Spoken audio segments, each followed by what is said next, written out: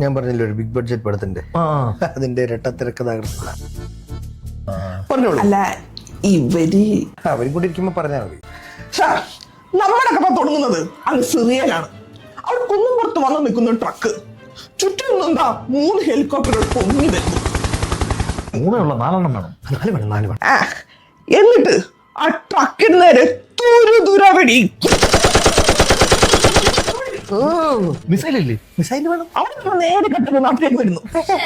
കുറച്ച് ദിവസത്തോടെ Syria നീക്കായിരുന്നു. Railway ട്രാക്കിൽ വേറെ എക്സ്പ്രസ് പിടിച്ചു വരുന്ന വില്ലമ്മ. കാനഡ എക്സ്പ്രസ് ഉണ്ട്. അത് മൊത്തം സീരിയലിന്റെ പരസ്യം. വന്ദേ ഭാരത് മതി. അപ്പോഴാണ് നമ്മുടെ നായകൻ ബ്രിട്ടോ റെയിൽവേ ട്രാക്കിലേക്ക് വരുന്നത്. ചീറിപ്പാഞ്ഞു വരുന്ന train Britto, train Britto, train Britto, train Britto. ആ ചീറിപ്പാഞ്ഞു വരുന്ന ട്രെയിനിന്റെ മൂക്കിലിട്ട് ബ്രിട്ടോ. മൂക്കിലോ? പിന്നെ ഇടിക്കുമ്പോ മൂക്കിലിട്ട് തന്നെ ഇടിക്കണം. ആ ഇടി കൊണ്ട് ട്രെയിൻ അതിന്റെ 14 ബോഗികളുമായി ആകാശത്തേക്ക് പറന്നു പോയി 10:45 എയർ ഇന്ത്യ എക്സ്പ്രസിൽ ചെറുകിലിട്ട് അങ്ങനെ ഒരു വമ്പൻ ബ്ലാസ്റ്റ്. ഒരിക്കലും നടക്കൂലത്. എയർ ഇന്ത്യ പറച്ച സമയത്ത് വരൂല. പിന്നെ എങ്ങനെ ആ സമയത്ത് എയർ ഇന്ത്യ പോയിരിക്കും? വല്ല വേറെ ഫ്ലൈറ്റ് ആക്കണം.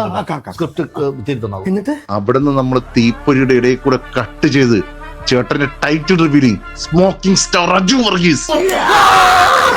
എനിക്ക് ഇതിന്റെ സ്ക്രിപ്റ്റ് വയ്ക്കാൻ കൊതിയായിട്ട് പോയി. ഈ 24-ാം തീയതി പടക്കുതിരയുടെ റിലീസാ. അതിന്റെ പ്രൊമോഷനാണ് ഞങ്ങളിപ്പോ. നമുക്കൊരു കാര്യം ചെയ്യാം. അത് കൺഫേം ആയിട്ടിരിക്കും അല്ലേ? അയ്യോ സസ്പെൻസ് പൊളിഞ്ഞ്.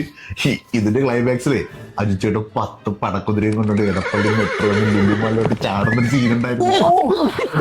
ഇത് ക്ലൈമാക്സ് തോന്നും. കൂട്ടത്തിൽ ഒരാൾ പാൻ ഇന്ത്യൻ ആവണ എന്റെ അസൂയ.